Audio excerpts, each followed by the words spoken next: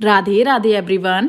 मेरे channel Nancy Shubham official में आप सभी लोगों का बहुत बहुत स्वागत है। दोस्तों, आज की इस वीडियो में मैं आपको सुनाने जा रही हूँ गोगा नवमी की कहानी, सांपों के देवता की कथा। कल 8 सितंबर 2023 को गोगा नवमी है, तो आइए मैं सुनाती हूँ आपको गोगा नवमी की कहानी कथा। ध्यान से सुनिएगा दोस्तों। गोगा नवमी के विषय में एक कथा प्रचलित है, जिसके अनुसार गुग्गा मारू देश का राजा था और उनकी माँ बाचला गुरु गोरखनाथ जी की परम भक्त थीं। एक दिन बाबा गोरखनाथ अपने शिष्यों समेत बछाला के राज्य में आते हैं। रानी को जब इस बात का पता चलता है तो वह बहुत प्रसन्न होती हैं। इधर बाबा गोरखनाथ अपने शिष्य सिद्ध धनेरिया को नगर में जाकर फेरी लगाने का आदेश देते हैं। गुरु का आदेश पाकर शिष्य नगर में भिक्षाटन करने के लिए निकल पड़ता है। भिक्षा मांगते हुए वह राजमहल में जा पहुंचता है तो रानी योगी बहुत सारा धन प्रदान करती हैं, लेकिन शिष्य वह लेने से मना कर देता है और थोड़ा सा अनाज मांगता है। रानी अपने अहंकार बस उससे कहती हैं कि राजमहल के गोदामों में तो अनाज का भंडार लगा हुआ है, तुम इस अनाज को किसमें ले जाना चाहोगे? तो योगी शिष्य अपना भिक्षा पात्र आगे बढ़ा देता है। आश्चर्यजनक रूप से सारा अनाज उसके भिक्षा पात्र में समा जाता है और राज्य का गोदाम खाली हो जाता है, किंतु योगी का पात्र भरता ही नहीं।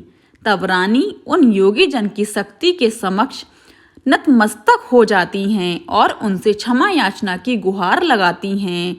रानी योगी के समक्ष अपने दुख को व्यक्त करती हैं और अपनी कोई संतान ना होने का दुख उसे बताती हैं। शिष्य योगी रानी को अपने गुरु से मिलने को कहता है, जिससे उसे पुत्र प्राप्ति का वरदान प्राप्त हो सकता है।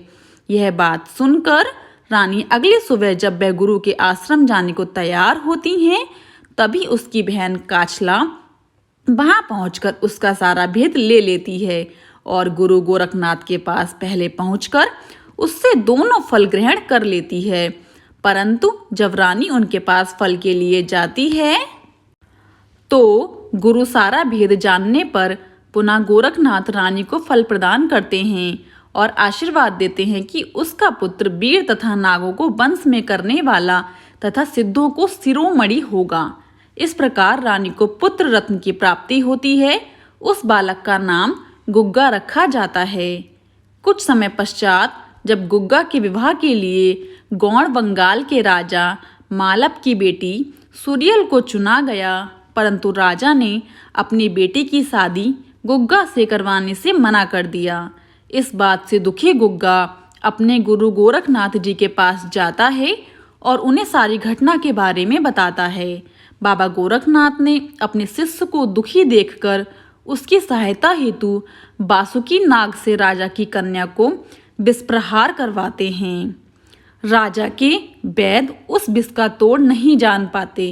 अंत बेस बदले बासुकी नाग राजा से कहते हैं कि यदि वह गुग्गा मंत्र का जाप करे तो शायद विष का प्रभाव समाप्त हो जाए।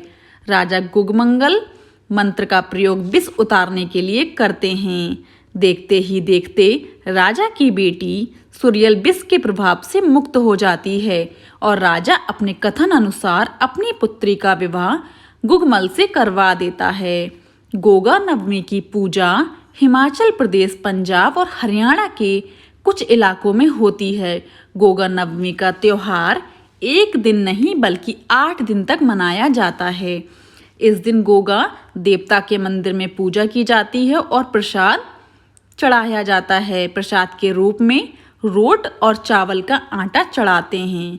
साथ ही गोगा नवमी पर लोग गोगा देवता की कथा सुनते हैं और भजन करते हैं। यही नहीं, इस दिन गाने वालों की मंडलियां घर घर जाकर गोगा का गुणगान करती हैं।